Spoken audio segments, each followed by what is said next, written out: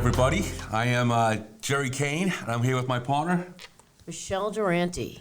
and we are here on day 41 of New York State being held hostage by the Bail Reform Act. Oh, yes. But Michele, we're not going to really talk about bail reform, maybe a little bit. Maybe a little bit, but But first, I'm going to let you kick this off because you spent your entire career as a Bronx cop, which is something that, for our listeners who aren't New York City cops, to say you're a Bronx cop is like just automatically gives you legitimacy and credibility that other cops wish they could get. You had some bad stuff happen in the Bronx the past 48 hours. yeah, you know what? Our thoughts and prayers go out to those three police officers and one lieutenant that got shot. Basically, it was like a set-up assassination. A guy came up and at point-blank range asked for directions and then just decided, hey, you know what? This is a good idea. I'm going to shoot these guys. And fortunately, I didn't know this, but they,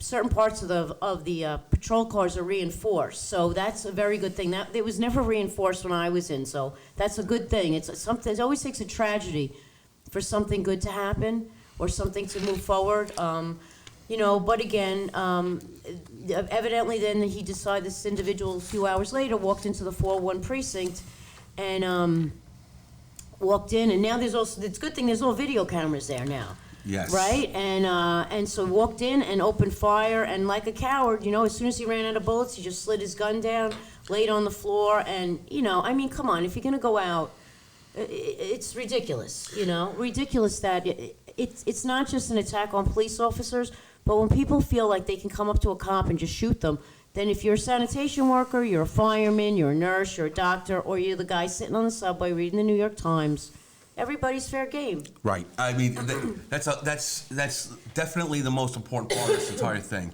When criminals think that they can just assassinate police officers, then everybody in society is at risk. That's right. If the protectors can't be protected, what will happen to the rest of us?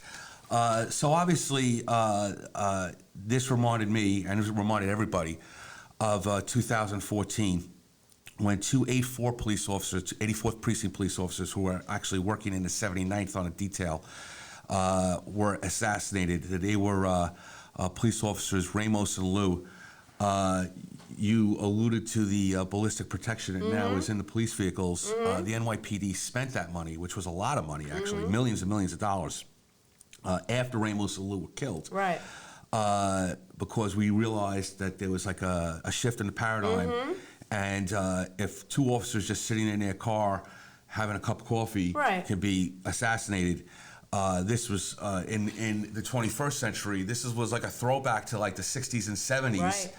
Right. We thought those days were a long way in the rearview mirror, but apparently they're not.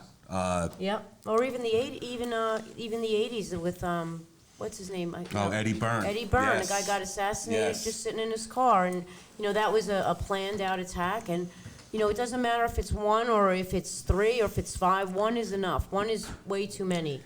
Yeah, I mean, everybody, especially for our civilian listeners who are out there, every cop knows that you can get killed on a job. You can have a car accident. Right. You could be in a rescue situation and fall or die in a fire. Car accident. You could go into a robbery or a stick-up and be shot by the perpetrator. And everybody is prepared for that. Right. But when cops are being assassinated or there are attempts to assassinate cops, this makes cops now look over their shoulder all the time. So now, when a person wants to walk up to a police car and have an engagement, what's the cop going to do? He's going to crack his window a little bit. He's going to be short. He's going to be curt. He's going to be want to end that conversation right away. He might even drive away from the person before the person gets to ask a question. Right. Which this guy, that was his first thing. He walked up asking some dopey question about how to find an address or something. Right. It's a bad place that our cops find themselves in. Right, and a lot of this too goes back to the fact that earlier, like last year, maybe September, and even in the summer, it was decided that we're gonna not prosecute people that decide to throw what we used to call airmail, but throw bottles and stuff at cops. Right. And there was a housing cop that got killed with the bucket of water. Right. And this was years ago. So again, everything, there's this author called Malcolm Gladwell, and he's just a writer for New York, the New Yorker, I believe. And he's wrote a bunch of books, and one of them is The Tipping Point. And The Tipping Point, every one of his books, he always mentions how the NYPD polices, and not necessarily in a bad way. He has another one out, a recent one, but this particular one, it talks about the sudden drop in crime in New York City, and how the broken windows theory prevented a lot of that violent crime. And and it's been proven. We can do away with very minor crimes like jaywalking and violations. That's fine. But once you start to once it's a crime against, we can throw stuff at people, we can deface somebody's property. It doesn't even have to be a cop's. Then you take a little bit, then it becomes a little bit more personal. It doesn't become just like, oh, I'm throwing the egg at the car, or the snowball at the car that I did in 8th grade. Well, it's funny you mentioned that, right? And then ran. So when Ramos and Lou were killed back in December of 2014, the city was reeling from the the death earlier that summer of Eric Garner. Mm-hmm. And about a week or two before Ramos and Lou were killed, there were protests in the street where people chanted, "What do we want? Dead cops." Mm-hmm. And of course, 2 weeks later or 3 weeks later, they got dead cops. Mm-hmm. Now, granted, I get it. A lot of those people probably didn't mean it. They were caught up in a moment. But words matter. Words matter. So just last week, a week before these poor cops get shot in the 4-1, there were mass protests in the city transit system. Right. The transit system, like you were talking about broken windows, before the crime came down in New York City in '93, the transit cops were driving crime down in the subway system. Right. Because they started to enforce fare evasion. Mm-hmm. And what did they find? Sometimes guys would jump a turnstile with like a kilo of cocaine on them. Mm-hmm. But they wouldn't put a subway token in a turnstile. It's crazy stuff, right? Because no one ever thought that cops would arrest people for jumping a turnstile. And then felony crimes started dropping in transit. Shootings, stabbings, robberies, rapes, all those things. So there was a whole group of people on the left end of the political spectrum who are upset that fare evasion is being enforced in the subway system. And what were they protesting about? Get cops out of the subway system. And they had a hashtag on social media. We talked about it last week. FTP, meaning fuck the police. And they were chanting, fuck the police, fuck the police. It was a whole goddamn thing. It was about screw the police, we don't need police, we're against the police. Mm-hmm. Well, what people of goodwill who are exercising their First Amendment rights need to know is that when they say these things, they activate the crazies in our society. Right. There's some people that are on the fringe that just have to get that, oh, there's other people that have the same idea. Oh, cool, I'm going to join them. And those are generally the people that do the bad things. Right. You can protest. There's nothing wrong with that. You know what? It's a God-given right. And that's why we live in this country. So you can say, I don't want the police in the subway. That's fine. Do whatever you want. Just, you can't be violent about it. And you can't act on it. Right. Simple as that. And it can be peaceful, it could be, but there's always one idiot that's got to start something up. And, listen, a lot gets done when it's a peaceful protest. A lot of traffic gets shut down. There's ways to do it, Right. But when you start the rhetoric of let's kill cops, well, then, then you have a whole bunch of people. And now you have a lot of people, because of the bail reform, they're getting out easier, right. And they say, hey, look at this is great. And then you just I remember in the Bronx when I worked there, I worked in narcotics. We never locked up anybody for marijuana, any time, at all. If you walked into the station house with marijuana, the desk goes to be like, get this crap out of here. What are you out of your mind? You're wasting up time jamming the system. It's a small thing. Right. It's not hurting anybody. That was their mentality, okay? But when you start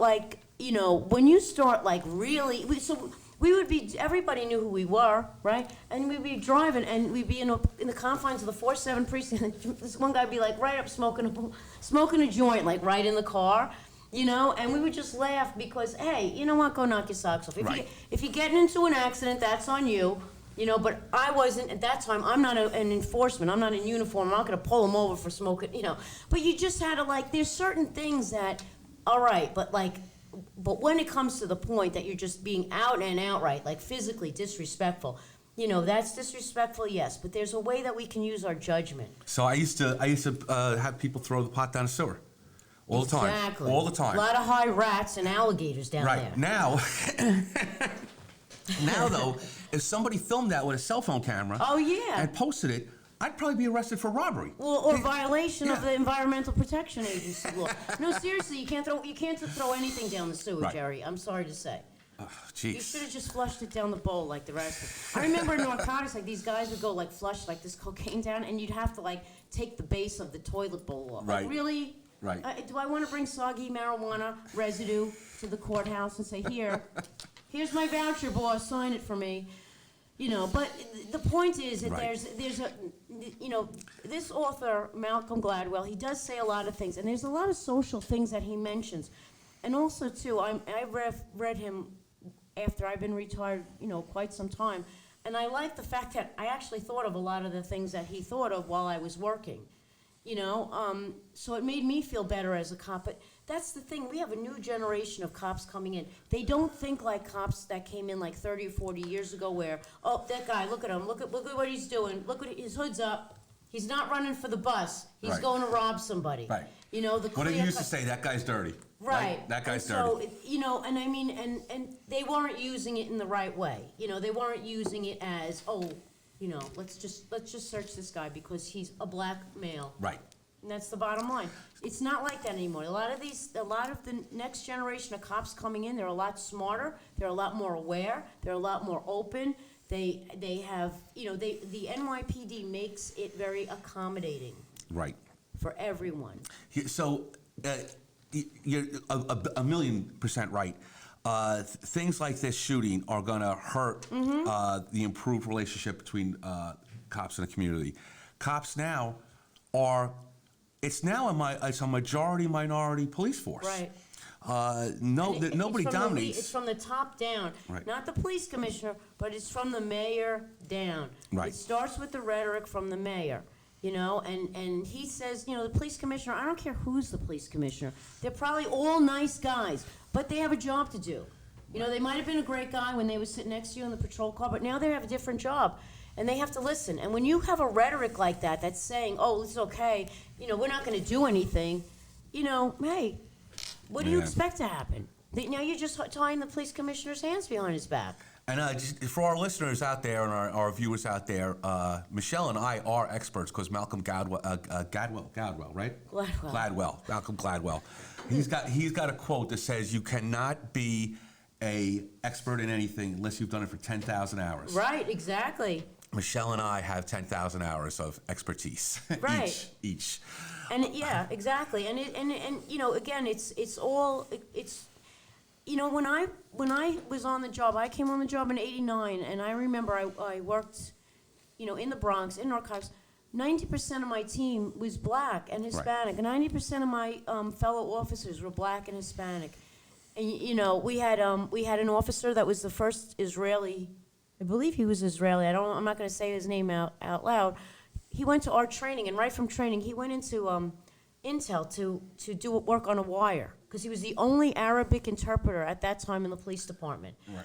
And you know, we have people that speak Oh yeah. certain languages, and you know, so there's no reason that now it's just time to move forward. This was the tipping point, as Malcolm would say. And now it's time to move forward. You know, it really is. Everybody has to start to come together and say, "Hey, enough of this." You know, enough. We all gotta chill out. Yeah, I hope the people. I don't even have to hope it. I'm sure the people in the South Bronx and the 4-1 are reaching out to their cops and Yes. telling them that they love them and telling them that they appreciate them, and that this shooter doesn't represent the community. No, not at all. Because you worked in the Bronx, I'm sure the Bronx cops will rise to the occasion here. But this is some tough stuff right now that's going on, and not just for the Bronx cops and not just for the NYPD, but for policing in general. I don't know if you saw in the news that the district attorney's offices here in the city are overwhelmed now with the discovery requirements of the Bail Reform Act. Mm-hmm. They can't keep up. Everybody's working 15 hours a day, Right, yeah. and they can't meet the 15-day mandate to provide all of the discovery. my partner here, Michele, alluded to it earlier. People are walking in and out of court now, and many of our criminals are recidivists. They reoffend. Yep. Because they don't know anything else. The biggest economic driver of crime is poverty. Yeah. So if you're unemployed and you're poor and you don't have a job and you boost cars or you do this or you sell drugs or whatever the hell you do, what are you gonna do? And they'll come out and you're gonna go to the Amazon distribution center in Staten Island, get a job stocking shelves? Come on, it's not gonna happen. Not only are these DA's offices overwhelmed with work, people are quitting in droves. Oh, of course. Droves. They're walking out the door. They're like, "Screw this! I went to law school. What do I have to work like a slave?" I'll just take the bar exam now.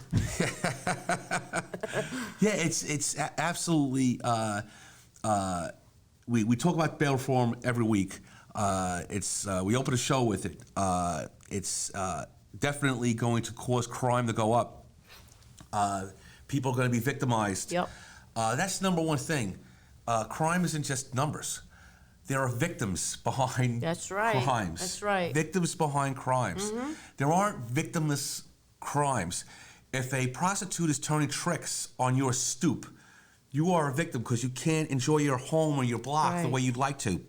Or maybe you can. Well,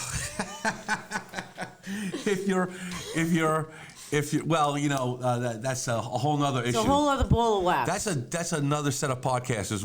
We'll find out who those people are for you before the end of the show. Oh yeah.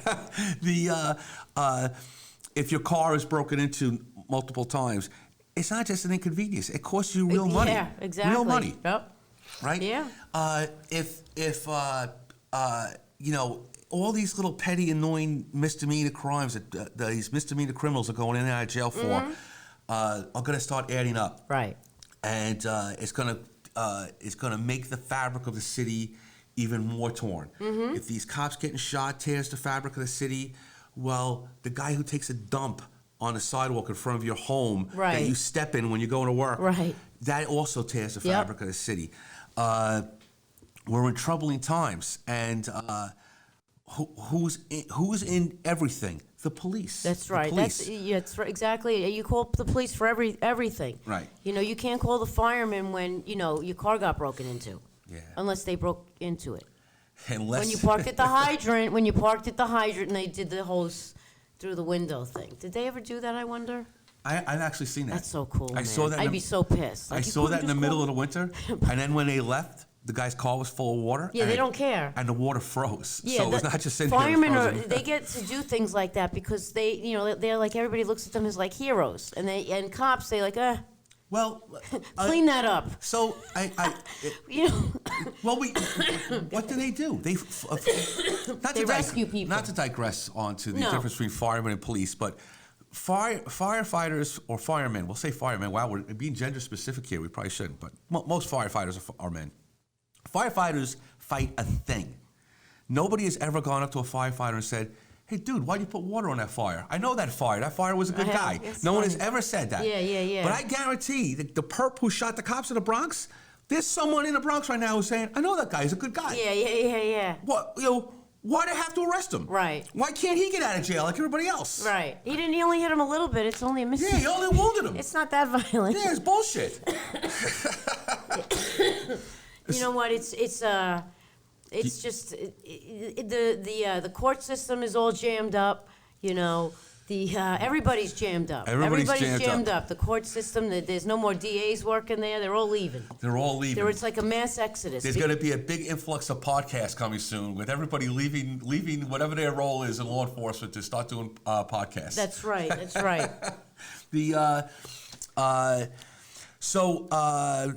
Let's just circle back to our comrades in the Bronx.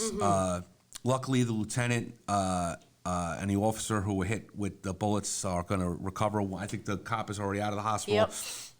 Lieutenant hopefully will get out of the hospital today. I don't know if he had to have surgery on his arm or not. The cop didn't. The cop just had stitches, so that's pretty good. How long do you think he's going to be able to be out for? You think the surgeon's going to put him back right away? They're ruthless, those What my guys. partner is alluding to is how much sick time. Are you a would get. lefty or a righty? You can go back. Just don't write with your left hand. Answer the phones. So they're gonna get put back to work, right? That's right. And, we need you back, guys. So our civilian friends out there should think about, even our cop friends out there who listen to us should think about this. They've been shot. It's a little different.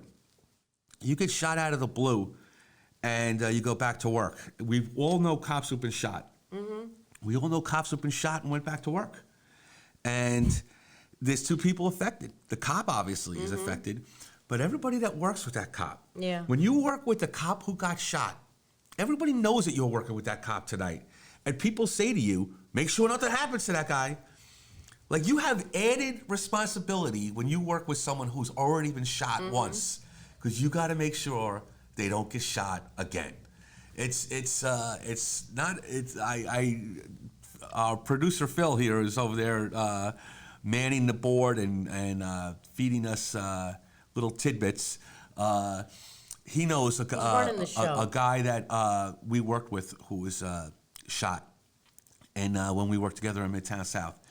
And I remember being on a legit gun run. There had just been shots fired.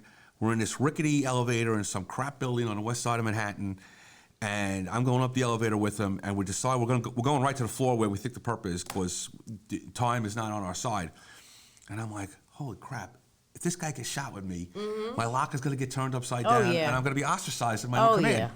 Yeah. Luckily, cops are ruthless like we didn't get shot at, get shot. He's now happily retired. But by the way, happily retired with a steel pin in his leg from a bullet, and the job gave him a hard time about disability pension. Yeah. But, you know. He probably had my district surgeon. Yeah, but if he was like a big boss who had like a here hearing you go, loss, buddy. Yeah, hearing loss at the Rolling Stones concert. Yeah, you get the disability pension. Jesus. But it is what it is. I think most of them are gone anyway now. Yeah, there's just a new crop of them coming up. Yeah, I think these guys are much smarter though. Yeah. You know. Well, who knows? Who knows? But the just tough all around. In any event, the perp is caught. He's in jail. That's right. Hopefully, the Bronx District Attorney's Office will do a good job of Darcel prosecuting Clark. this guy.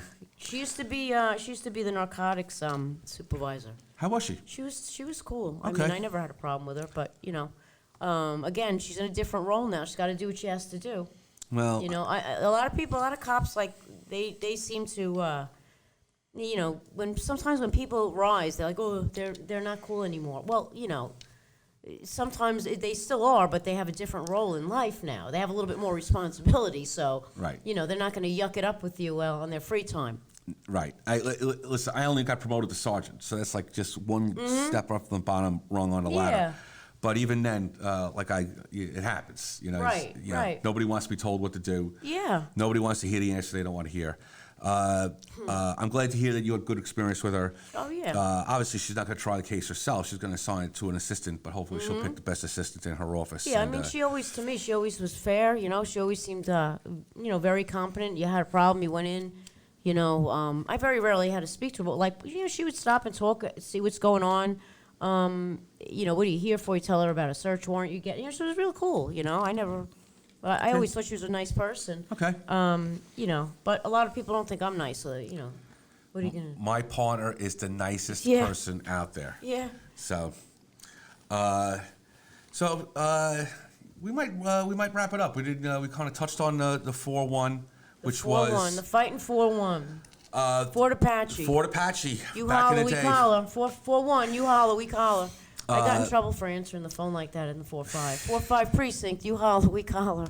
The duty captain didn't like it. But you know what, duty captain, I'm doing comedy now. I gave you that for free. Now you got to pay to see me. You know, he got a free one. I wish I remembered his name. Send him a bill. I yeah, should. You send it I in the should. mail. Charge him $1.50 or something. Yeah, Or $2.75 a Subway fare. Yeah.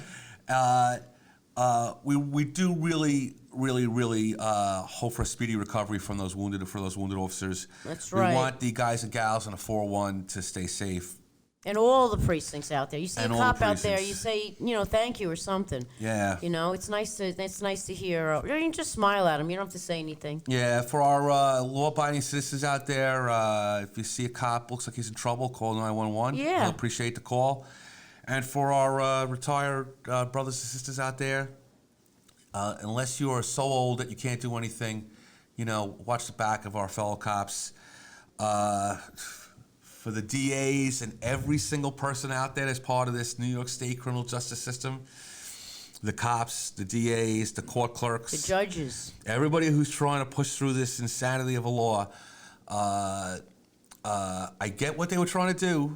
They were trying to level the playing field, but they completely flipped it. Yeah, we got to tweak it a little bit. We got to tweak it. Yeah, because it's just like a turn. It's just like. It's Re- like Groundhog's Day. Yeah. I'm watching the same thing over. Reoffenders, Yeah. absconders, and public safety risks should stay in. Oh, absolutely. Joe Schmo, who doesn't have bail money, let him go out. Let him out. Right. But, Right, exactly. But whatever. It's There's ways. That's the other thing. There's ways with these little crimes, these little misdemeanors and stuff like that. Yeah, they jam it up for a few hours, but not Yeah. not for days. So there's better. We got to come up with. They got to come up with a better solution. I don't have to come up with a solution. They got to come up with a better solution. Right. So, to our colleagues out there, the ones still fighting, please stay safe. Wear your vest. Watch your back. Keep your head on a swivel. And don't be looking down at your cell phones all the time. Get your head. That is the biggest thing. Let me tell you, I drive in Manhattan all the time. I'm in Lower Manhattan. And there was a cop there, and he buried in the cell phone. Right? And you know what? And then there was traffic building up because it was a street fair up on 14th Street. And I had my window. I go, dude, do something. I hate to be that guy, but you know what? I was. And, they look at you like, what do I know? You want to know what I know? I know enough to go in the precinct, and I can make a little complaint about you, son. But I didn't do that. Well, I'm you're not going to do that. But You're you know not what I gonna mean? do that. I know. Don't be an ass. Get I your know. head out of the phone. What is wrong with you? Don't Instagram. Watch what you put on things. Nobody cares. You're a public figure now. Everybody in the world is buried in their phone too much. Yes. But it's not good for cops. No. Because they can get killed. Right. Right. Or someone could get killed and they didn't see it because Right, because they were goddamn swiping head. left. Right. What is that? I'm old. That's battered when they man. do the what is that thing? Not the hinge, the other one. What's that other one called? Left is you. Tinder. Left is you want to hook up. Right is you I don't think like so. them. Like all the comedians that I'm with, they're all like, I'm on Tinder. I have a Tinder date, and they bring their Tinder. Yeah, they bring their Tinder dates to the shows, and I'm like, I'm gonna try it, right? But I have like absolutely no interest to meet anybody, so I would just give it to one of the other comics, like, what do you think about this one? Huh? Right, okay, just to see if I could keep up with them. And I'm like, this is a stupid thing. I'm not a very mature person, even though I'm a little bit older, but the kids, I'm woke, everybody, I'm woke, but I'm just not Yeah, I don't know what woke is. I woke up this morning. Yeah, I'm woke. If that counts. I think I'm a little bit more woke than Jerry. It's okay though, but that's what makes it work. Wow. You can have differences of woke is a woke gradient. You can have differences of opinion and still have a great time and get along. You don't have to, so that's what we're trying to bring out here. Well, you don't have to be, at each other's throats and everything. Everybody gets along nice. So. Well, wow. So Pam's going to walk into our farewell from not so woke Jerry. We hope to see you next week. And my woke partner, Michele. That's right. Detective Michele and Sergeant Jerry saying good night. And stay safe.